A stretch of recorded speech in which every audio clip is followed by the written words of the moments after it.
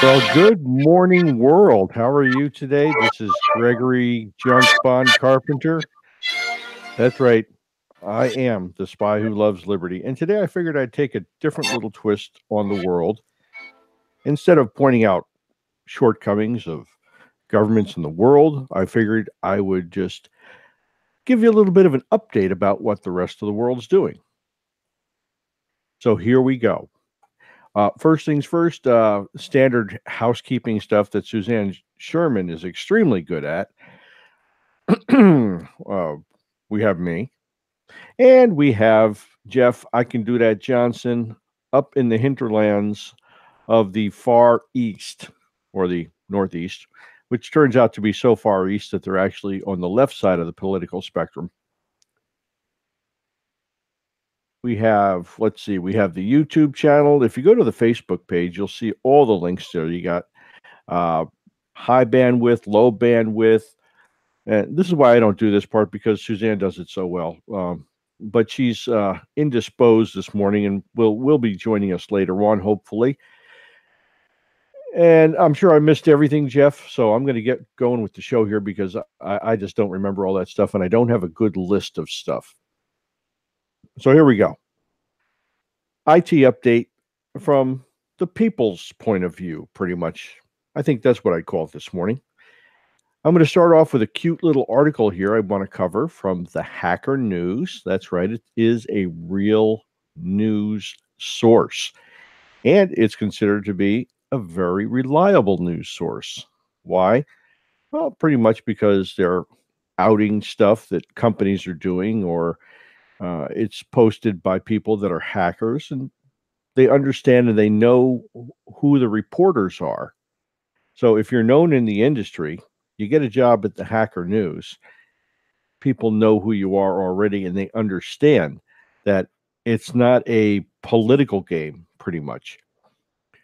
News, just to break it down simply, newscasts are either one or the other. They have either left leaning, right leaning. There'll be for shooting animals or for killing plants. So you'll always have a choice. That's called binary opposition. It's a very standard deception model that's used. So you just have those two choices. One will be, quote, inherently better than the other in all circumstances. Quick example. People back in the 1910s, 20s, 30s had found or refound that hemp paper worked inherently better. It was cheaper to produce, was more durable, would last longer than newspaper made from wood pulp. So, what happened? Well, the government used its propaganda machine and started printing and talking about the demonization of marijuana. It had not been done before. And the people that were putting together the propaganda flat out called it propaganda. They knew it was propaganda. And they called it what it was. They said it was the biggest successful propaganda campaign they ever had. And of course, when you have people like Hearst behind you printing the dangers of marijuana, right? The whole yellow journalism news scene and everything. You're going to have a sway in public opinion because most people don't have the time to look into something or to go into something in depth. They just want the highlights and they want to keep going because they don't want to be interrupted, which actually correlates to something. I just put a post up on the Facebook there. If you get a chance, take the 2 minutes after the show, please, and watch the video. It's very simple, very straightforward. Guy comes around interviewing people and says, "Hey, we've got a lot of refugees here in Sweden. Now, if you don't talk Swedish, you're going to have to read the subtitles. and trust that they translated it correctly. I think they did. I know 3 words in Swedish, and I'm not going to try to pronounce them here. I could recognize them when I hear them. That's how good my Swedish is. He asked them, you have a refugee problem. Do we think that they should be provided a place to live? And all the people, of course, yes, yes, yes, yes. So he brings up a kid, young kid. His name is Ali. And he says to them, well, Ali needs a place to live. He's a refugee. Can he come home with you right now? Now watch the answers change. In the twinkling of an eye, in the splitting of an atom, in the splitting of a second, it happens. And that's people's inability to be empathetic, their inability to show charity to other people. Immediately, no, I can't. And the excuses flow all the time. They're very generous when it's somebody else's house that they're going to go to. But when it comes down to it, they don't want to provide charity to someone else themselves. And that's at the heart of where most of our problems are. When we look at our social network that we have of what would you call it? Support. I'd like to call it a support system for people. Welfare, food stamps, call it what it is. They're food stamps. Disability, unemployment, all these things. It is people's ability to keep a distance between them and the quote problem. They don't want to get that close to it. It's a sad commentary, isn't it? Our people will say, okay, we know we have a problem, but we don't want to, I don't personally want to go and associate with, quote, those people. So we'll throw some money over there to them and help them out or whatever, and that'll be good. No, it doesn't work like that. That's why charity is charity. Charity means you get off your butt and you go out there and you help somebody and you make a connection with someone. The key in helping people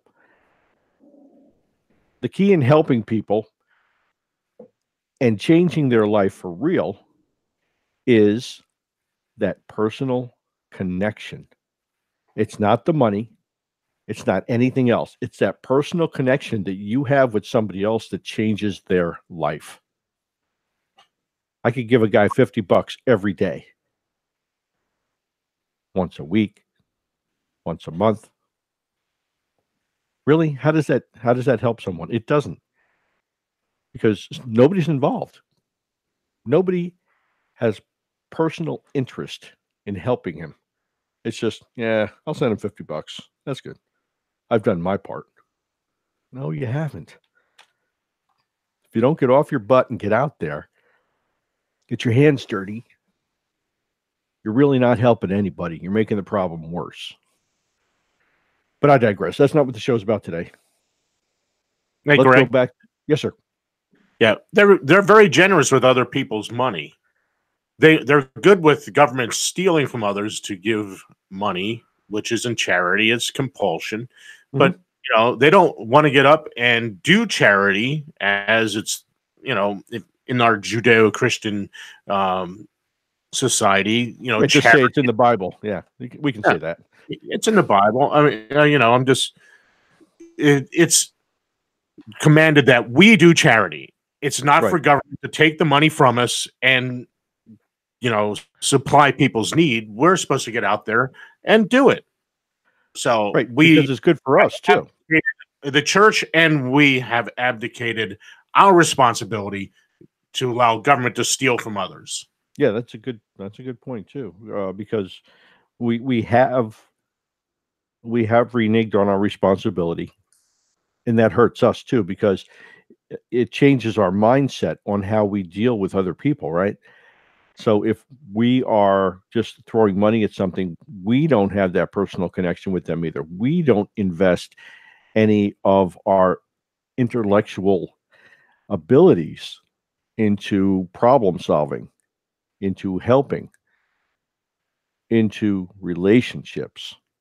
And we can isolate ourselves somewhere where nobody's really going to bother us. We throw some money at it. Okay, we need to throw more money at it. Fine. Leave me alone. It totally, totally wrong aspect to take on that. You know, if you have the chance, even if it's something small, even if you're, delivering turkeys on Thanksgiving or something like that, I mean, you should have some type of a connection with the rest of the community. Now, we don't have a lot of homeless people out here where I'm at in Virginia. We do have, pardon me, we do have a lot of people that are out on the corners as part of a organized money collection, let's just call it system. Okay. But there's not a lot of homeless people. And that is because a lot of the people in this area of Virginia still go out and provide hands-on charity. I believe. I don't have empirical data to say yes or no, this is what happens, but we still have many people up here that are they're church going every Sunday morning. Every church is filled, every seat is filled everywhere throughout this section of Virginia. When you start to go north, every seat is empty. And when I say north, I mean Alexandria, Arlington, Fairfax County. It's all empty. And they have a much higher tax burden than we do because they're paying for the people all the time. Through that avenue. Excuse me. Vicious dogs. I tell you what, poodle is going to get somebody one day. We don't invest in other people's lives anymore. We've detached. Again, like I said, we've given this over to government. And you know what? I'm going to bring it back to your IT here a bit. And we do the same thing with Facebook. We don't have human interaction anymore. We've stopped investing in other people's lives. We just get on Facebook and trash people because it's, a separation. We're not brown people. So anyway, I'll get you back to your IT thing. Sorry. Well, that's a good point, though. The level of abstraction, which is why you have things like Twitter wars. You can be very bold at a distance. Somebody said something very nasty to me the other day on Twitter, and he lives in Germany. How much do I care about somebody who says something crappy that lives in Germany? Not much. How much or less bold would he have been if we were sitting face to face out here in Northern Virginia or in Germany? Now, right? Greg, I'm going to say this much. Had he been sitting face to face with you out in your back deck, he would have been drinking bourbon and smoking a cigar. I doubt he would have said anything bad about you because I know your hospitality. Well, each case is different, but that is a high probability right there. He probably would have had a cigar and a bourbon. So let's get back to IT. That's where we started. Full circle.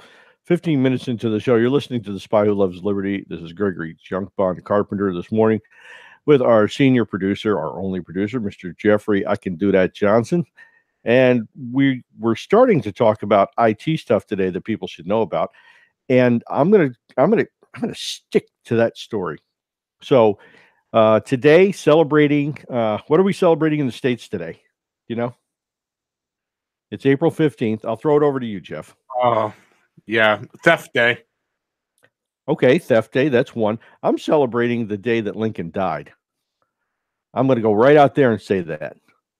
Because the tyranny that was coming with his reconstruction was going to be much worse than what he set up. So I'm not really celebrating his death. I'm celebrating the end of his presidency, which was April 15th, 1865. let's talk about Google for a minute. I had a friend at Google a number of years ago who said, if the American people, and he did this under, we were sitting talking on my back deck, as Jeff so smartly said before. He did have a cigar and he did have a bourbon. And he said, if the American people knew what we were doing, all hell would break loose. Well, all hell hasn't broken loose yet, because I believe it's that level of apathy that the American people have with anything anymore, or understanding. Their ability to understand their own personal situation has really dropped off. People have no idea of the jail cell that they're building for themselves. It says, the headline says, Google helps police identify devices close to crime scenes using location data.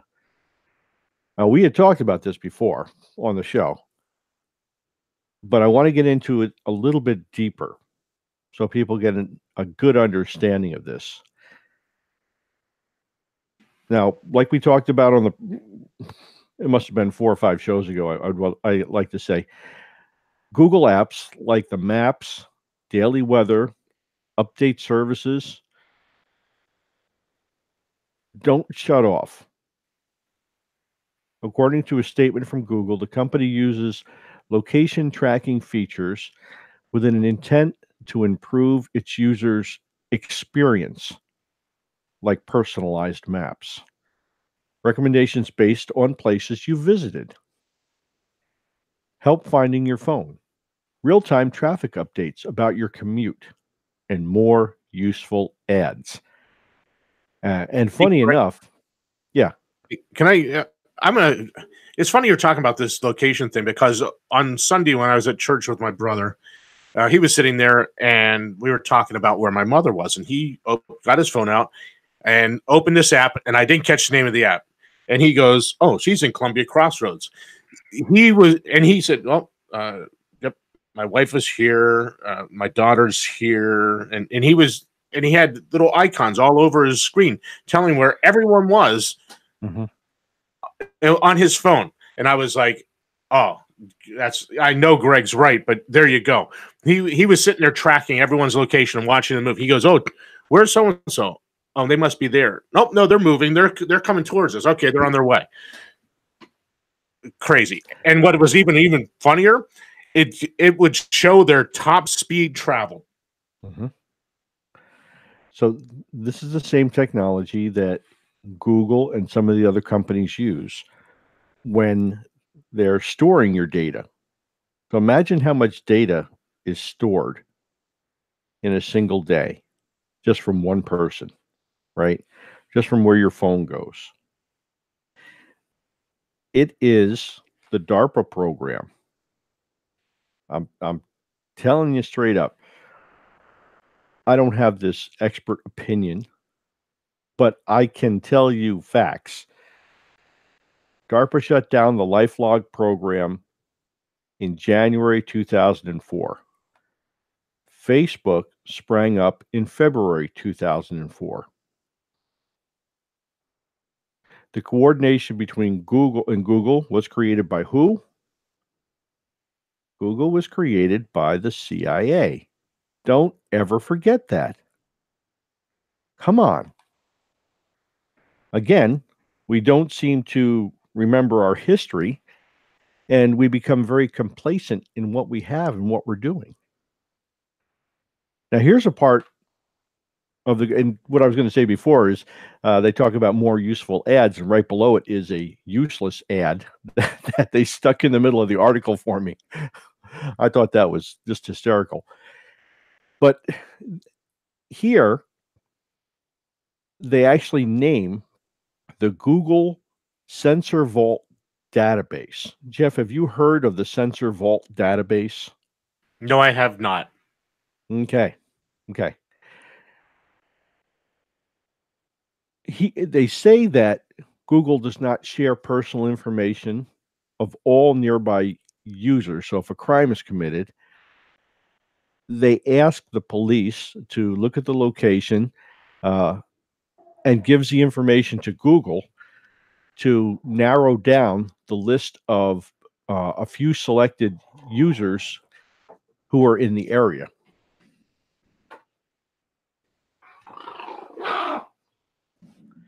I'm going to have to turn this thing off. I tell you what, this poodle's out of control today. A new in-depth report from the New York Times revealed that Google maintained the database known internally as SensorVault over nearly the past decade. Now, we're in 2019 this week. SensorVault kicked in reality, it kicked in about 2007 and contains detailed location records from hundreds of millions of phones around the world and shares it with authorities. According to several unnamed Google employees, I love when they say unnamed employee, or an anonymous government source said, the Google SensorVault database requests have spiked in the last 6 months. The company receives roughly 180 requests each week. So if we do that 180 times 52, they're going to get to your number before too long, I think. And this is just from you being in and around a so-called crime area. So how does the government do this? How do they figure out who they want? Well, there's a system called geofencing. Geofencing divides. Have you ever seen on the, remember we used to have these things called globes in the classroom? And they had the lines of longitude and the lines of latitude. And longitude went from north to south and latitude went around the equator. And they formed these boxes. This is the geofencing concept of forming boxes. Much, much smaller boxes, but boxes. When people move from one location to another location, they move from one geofenced area to another, one piece of the matrix to another. If you're in that geofenced area where that crime is committed, your phone will be correlated to the other phones that are in that area at the time, and you will show up and Google will share that information with whoever. So here's kind of a step-by-step, just so you get an idea. Authorities have to reach out to Google with a geofence warrant looking for smartphones that Google had recorded around the crime scene at the time. 2, after receiving the warrant, Google will gather location information from SensorVault and send it to the investigators, with each device identified by an anonymous ID code and not the actual identity of the devices. So the IMSI, the International Mobile Subscriber Identification Number, is not used. It'll be like, I don't know, AB123. Third step, investigators review the data, look for platforms of the device near the crime scene, and request further location data on devices from Google that appear relevant to see the particular device movement beyond the original area defined in the warrant. So now they're asking for information that's outside of what's required by the warrant. So Google is an active participant in this at this point. Now, let me remind you, if Google did not maintain this data, then they couldn't issue a warrant to get the data because it wouldn't exist. Is there a reason for them to maintain this data of the movements of the phones? I'll leave that for you to answer yourself. Here's the fourth step. When investigators narrow results to a few devices, which they think belong to the suspect or witnesses, Google reveals the real name, email, and other data associated with the device. Hmm. When the feds investigated the bombings in Austin, Texas, a couple of years ago, they used it. The feds first started using the technique back in 2016, as stated in the article here, and it has helped them catch criminals in a variety of places, blah, blah, blah, because this is here to help us, don't forget. Some cases highlighted in a recent New York Times report showed how police used the data to accuse innocents. One man spent a week in jail in a murder investigation after being recorded near the killing location and then released after investigators pinpointed and arrested another suspect. Of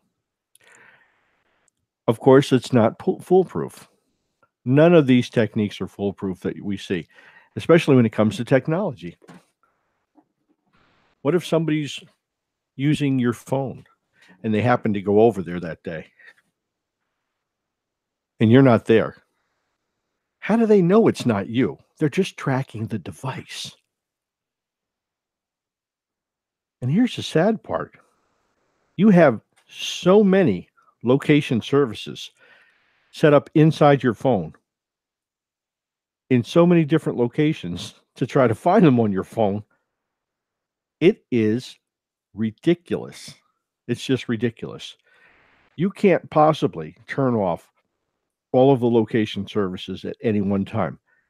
And why is that, Greg? Well, it's simply because they keep them on. It's kind of a deception because you get to turn off some of the location services and you feel good about that.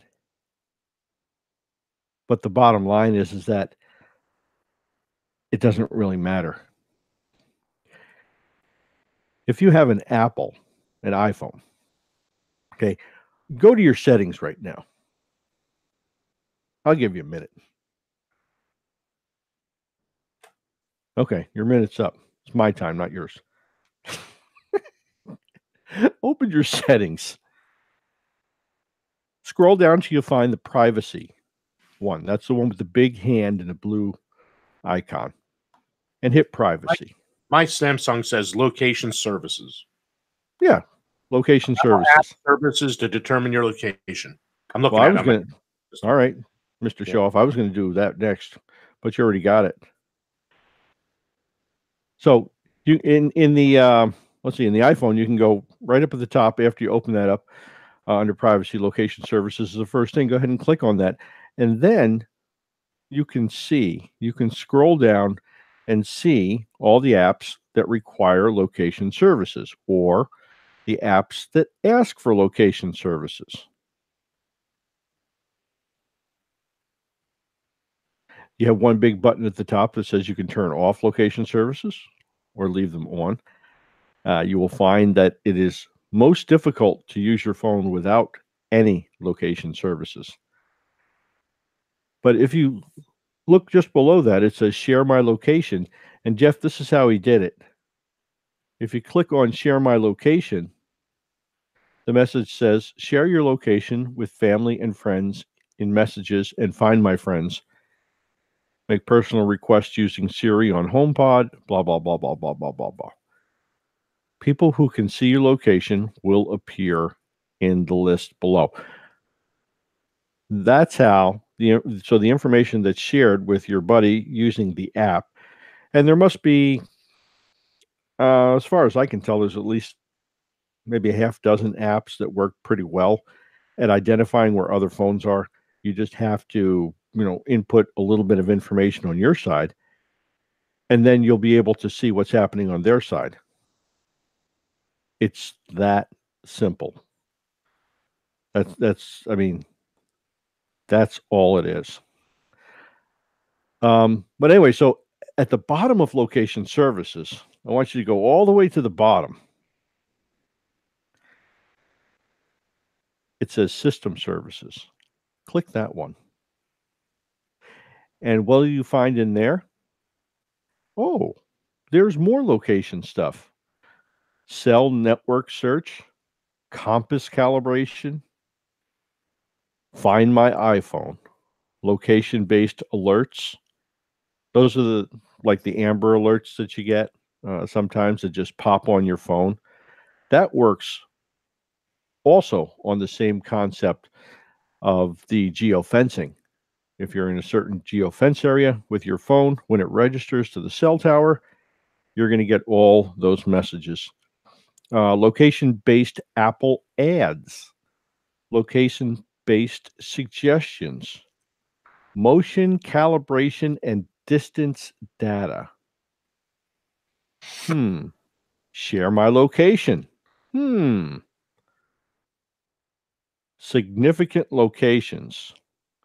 Well, what is that at the bottom? Let's see. And I turned this on just so I could do something like this because this is a lot of fun. Let's see. Significant locations. Your iPhone will learn places of significance to you where you've gone a lot. Paris, France. McLean, Virginia. Gainesville, Virginia. Warrenton, Virginia. Quantico, Virginia. Ashburn, Virginia. Norfolk, Virginia. Virginia Beach, Virginia. Stafford, Virginia. Fredericksburg, Virginia, et cetera, et cetera. When I fly somewhere, where do I almost always end up going? Denver, Colorado. Okay. Omaha, Nebraska. How many times have I told you I've been in Omaha, Jeff? Right? Manassas, Virginia. And it tells you the number of locations that are associated. Like here, let's do Omaha, Nebraska. Howard Street, Harney Street, Epley Airfield, several there. Epley Airfield again, Epley Airfield again, Epley Airfield again, Epley Airfield again. That's how many times it registered me in a geofenced area when I flew in and out of Nebraska. How's that for being creepy, Jeff? Let's see. They know every place you go all the time then. Pretty much. Here. I went over, I had lunch with my buddy. So this is Woodbridge, Virginia. Here are my locations. Bistro L'Hermitage. It's a French restaurant in town here. The Chin Library. Dale Boulevard, it's a main road that goes through here. Opitz Boulevard, another main road that goes through here. But my cell phone checked in at the towers, and it'll tell you how many here. Let's see. Hedges Run Drive. It shows, if you click on that, it'll show you the next map. From 1342 to 1608, arrived via 18-minute drive.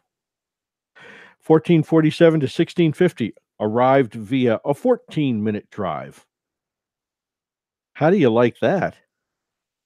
It knew how long I was driving, so it could identify roughly in a circle of where I started from. It has the date, and it has how long I stayed there waiting for my Chinese food to get prepared. It is that creepy. Just think about that, folks.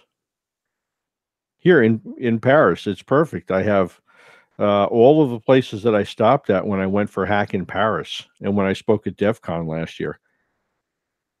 There is no information that this phone does not keep. Here. Homewood Suites down by Virginia Beach. I stayed there from 1946 at night to 9:54 in the morning. Arrived via a 2-minute drive. Why? Because I parked in front, and then I drove the car into the parking lot. But right before that, it says arrived via a 2-hour and 38-minute drive. And it has the day and everything. It has all the information. So significant locations on your phone will give, and of course, if you'd like to, you can hit the erase clear history at the bottom, but that only clears it on your phone. It doesn't clear it from the database, right? It's still in the database, which is how they get the data in the first place. Go figure. So how creeped out are you now, Jeff? Is it pretty good? Yeah, pretty good. Good. I don't want a phone. Holy Yep. All I need is your phone for just a couple of minutes, and I can tell you everywhere you've been just by looking at some of the location data. And if that's not enough, but wait, there's more. They actually show you the packets of data that get sent off. Um, what do you call it, to Google and to Apple. If you go back to the privacy screen and you to settings and you hit privacy again, go down to the bottom where it says analytics, and it's I have share iPhone analytics. I have that turned off. Right, doesn't matter. You put your finger on the analytics button and you open it up, and rootin' tootin', you're going to see. You could scroll through screens and screens and screens of telemetry information, all of the metadata and information about what you've done, where you've been, everything that happened with your phone in a set period of time. It goes back, I think it goes back 30 days on your phone, but the information is still retained in the database. The Sensor Vault database has all this information in it already. So you're not keeping this from them. You're just keeping yourself from seeing it. It's the concept of, what was that one app that the kids had? They would Snapchat. They would take a picture of themselves and send it to their friends. And within 10 seconds or some set duration of time, the picture disappeared. No, the picture was just coded on the phone to not show up in your searches. The picture's still there. Any forensics person could pull that off. It's not that difficult. This is just another case of making you feel good about doing something, making you feel good about being involved. You really have no options. It is unbelievable. This technique can be used easily enough. Say, yeah, you got to think government, Chinese government, Google. Jeff just made a strong point here on the our internal chat. He said, "Yeah, right, Chinese government and Google. It can be any government and Google, as a matter of fact, and that's a good point. Think about, the spy versus spy game. Spies on one side or government agents on one side think they're going from one place to another, and they're being all coverty and everything. What if somebody hacks their phone? They can identify exactly where that quote covert location is in a matter of seconds. It takes nothing at all, and those records can be packaged up and shipped off to a fake website within seconds. It does not take long, and I hate to say it, but a lot of people would, they'll throw their hands up in the air and say, "Well, what can I do about this?" You can't do anything, but you can be more aware that it is happening to you. Privacy issues have always been a problem with technical devices, and I don't think that the privacy issues are going to drop off anytime soon. Why is that? It's a very easy way for government to get information, and I don't necessarily even mean in a nefarious way, just for law enforcement purposes. But again, it leads to mistakes, like collecting any other information, any other data that's out there. This is just an expedient way, or in truth, so they're kind of being lazy and not doing the old good investigative legwork, is what it is. All right, moving on. Russia fines Facebook. Did you see this headline yet, Jeff? Russia fines Facebook $47 over citizens' data privacy dispute. No, I did not. They're see that one. serious on privacy over there too. They fined them 3,000 rubles, which is $47, for not complying with their country's data localization laws. In December last year, the Russian internet watchdog, Roskomnadzor, ouch, that hurt my tongue, sent notifications to Twitter and Facebook asking them to provide information about the location of servers that stored the personal data of its citizens. Roskomnadzor, also known as the Federal Service for Supervision in the Sphere of Telecom, Information Technologies, and Mass Communication, is Russian telecommunications watchdog that runs a huge blacklist of websites banned in Russia. Though the social media platforms only had 1 month to reply, they chose not to disclose the information. Now, how hard is it for them to say where those servers are if they're truly servicing the country? Just a thought. As a result of noncompliance, the Moscow's Tagansky District Court imposed a 3,000 ruble fine on Twitter last week, and the same on Facebook today. The fine is the minimum that the Russian courts can impose on companies for violating Article 19.7 of the Administrative Code of the Russian Federation. The maximum amount of the fine could be 5,000 rubles, which is, gosh, that's a lot more, right? That's got to be what, $60? But it actually does lead to a more serious question here, which Russia will have to address in the future with Google.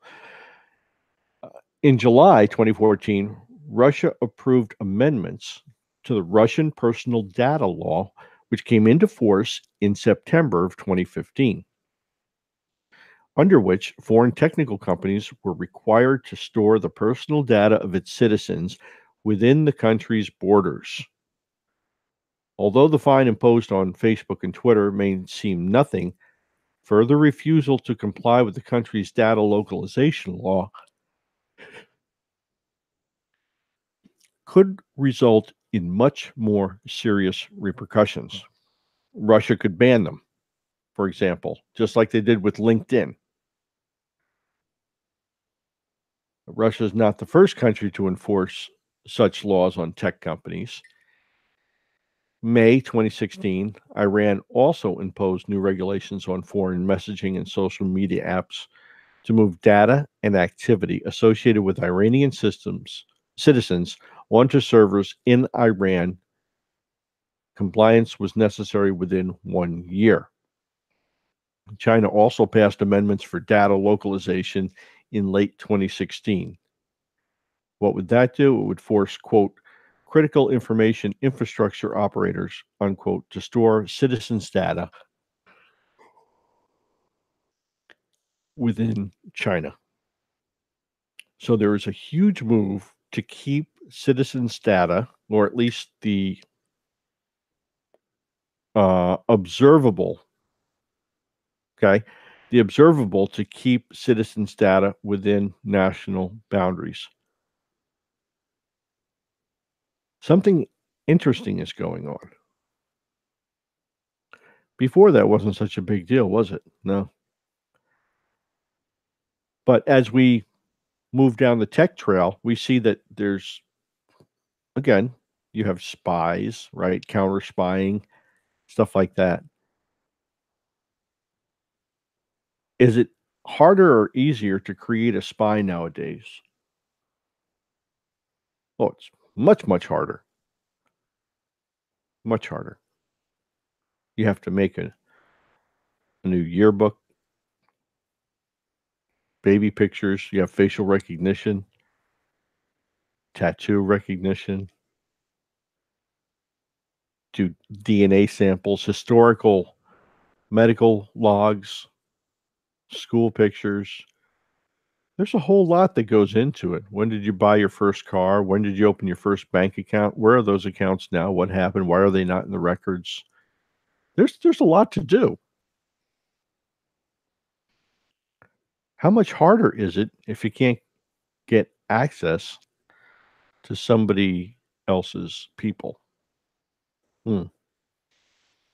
So is this law for the people or is this law for the governments so that they can extend themselves and spy on more people?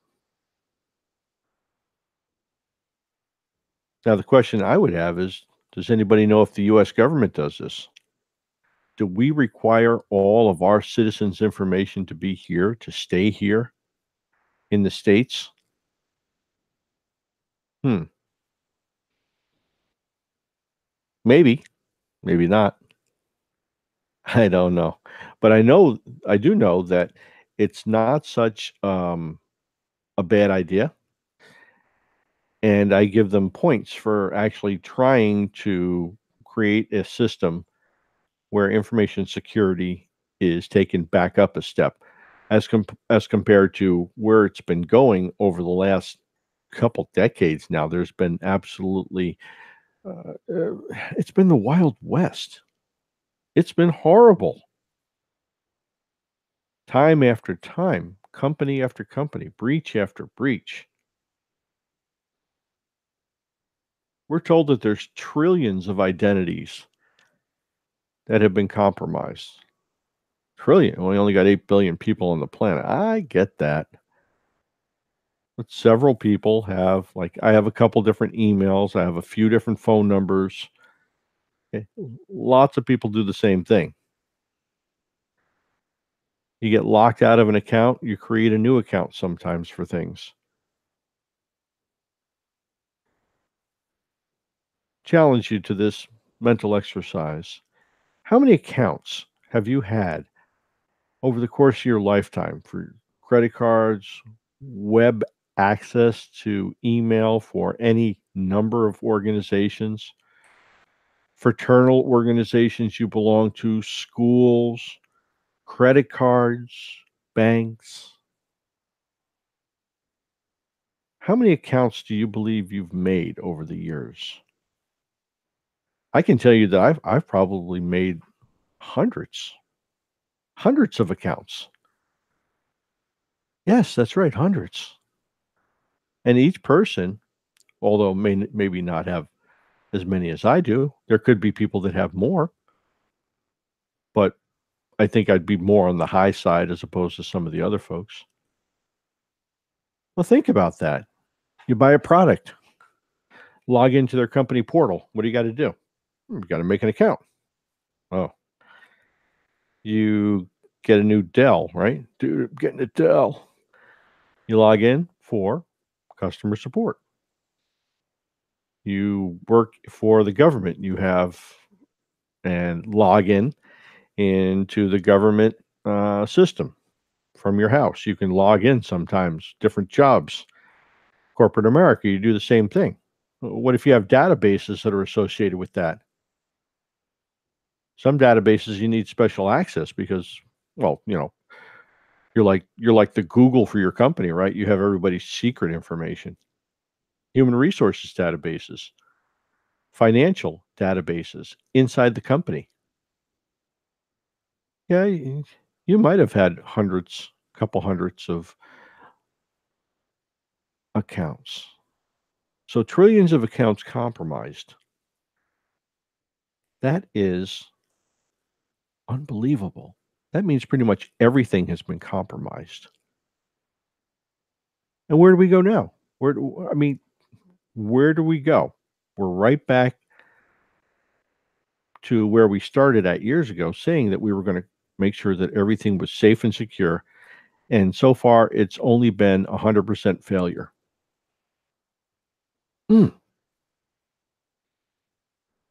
I think governments are starting to do the right thing. And of course, it's for their own self interest. It's not for protecting you or anything like that. I don't believe it doesn't look that way. It just looks, they're thinking their own self interest. If they can control this stuff a little bit better, then there'll be at least enough information withheld from other countries so that they can manipulate other countries and get their own way and, put their own propaganda up and stuff like that. So that's what everybody does. Next article, please. And last one I'm going to talk about today. Hackers compromise Microsoft. Should that even be a headline? Should not even be a headline. Hackers compromise Microsoft support agent to access Outlook email accounts. And the first thing I said to myself after I read this, why is this even in the news? It's in the news. It's in the news because this is something that has been a known vulnerability for a while, but it hasn't been fixed. That's right. That means that all of those watchdog agencies that you're supposed to have watching your stuff, taking care of you, and helping you out, they didn't tell you that there was a vulnerability. They withheld that information from you. I hope you feel better and you have more love for them now. And that includes the government and non-governmental watchdogs, the .orgs and all those other guys. Nobody said anything. I don't know exactly which ones knew. I do know that most knew. So here you go. If you have an account with Microsoft Outlook email service, there's a probability that your account information has been compromised by an unknown hacker group or group of hackers. Microsoft confirmed. Earlier this year, hackers managed to breach Microsoft's customer service portal and access information related to some email accounts registered with the company's Outlook service. Yesterday, a user on Reddit publicly posted a screenshot of an email which he received from Microsoft warning that unknown attackers were able to access some information of his Outlook account between January 1st and March 28th, 2019. Another user on Reddit confirmed that he or she received the same email from Microsoft. According to the incident notification email, and they have a copy in the thing here, attackers were able to compromise credentials for one of Microsoft's customer support agents and use it to unorthodoxly access, how's that for a word? Unorthodoxly access some information related to the affected accounts, but not the content of the email or the attachments. Quote, our data indicates that account-related information could have been viewed, but Microsoft has no indication why that information was viewed or how it may have been used. So there you go. There you have, again, another Microsoft hack, which is not surprising to any of us here because that just happens so often now. It's become the norm. But you shouldn't get used to it. Don't allow all the noise to turn crucial attacks and crucial compromises into the new standard. Don't let it happen. I would also say that just because Microsoft didn't know who it was doesn't mean that they were bad guys. Doesn't mean that they were citizens. It doesn't mean that it was a particular government. As far as we know, it's just someone. That amorphous someone who we have no idea who it is. Now, how often does that happen? Oh, it happens way too often, doesn't it? Yeah. You don't get to know who the attacker is or what they're involved with or anything. You just get to know that it happened, because that's all you need to know. And that, folks, is one of the biggest reasons in the last 30 years that we've been dumbed down. We have been taught not to look for the details. Just give me the highlights and get moving on it. I'm not going to spend my time on this. Somebody else, they got it. Not my job. Isn't that the same thing with charity? Isn't that exactly what we do with charity? Not my job. I'll just give you some money. Go about your way. I don't want to have to deal with this today. Don't you know I have 6 meetings, 2 interviews, and I have to fly to Bangkok on Tuesday. My daughter's sick. My dog died. He ate my homework. We have so many problems of our own that we can't slow down and take the time to consider one another. And that's the way we get treated back from the tech companies. They don't have time to give us all this information. They're just going to throw a little bit of information out there. So not too many people ask questions, or nobody asks questions. Let me put it like that. We're going to just keep it dumbed down. So, well, you know what? We don't have to feel that responsible for you either. And that's the way we deal with each other. Jeff, I'll give you a chance to throw anything else in there you want to talk about today for a minute or so. Well, the only thing that we didn't talk about at the beginning of the show is that you can follow us on SoundCloud. We have tons of shows on there now, and every one of them you can download free. We're on YouTube, and there's even more shows on there because we were on YouTube before we were on SoundCloud. So, and you can listen to them, subscribe to both of them, so we know that you're there.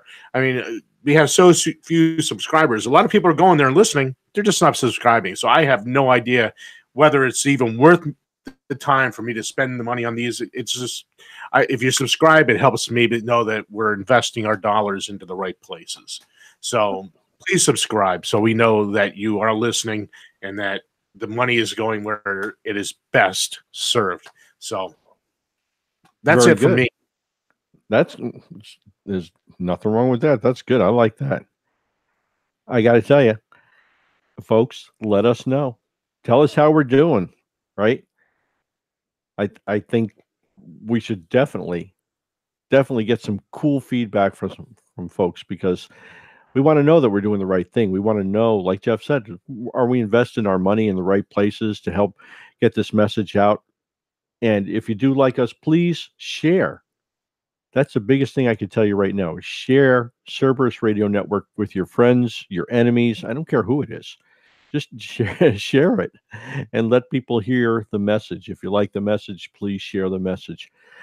Yes, YouTube.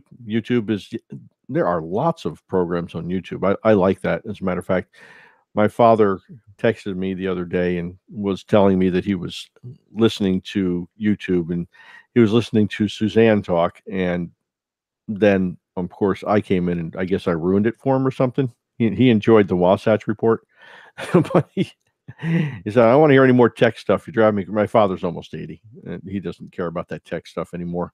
So he gave me the royal boot. It's like, okay, kid.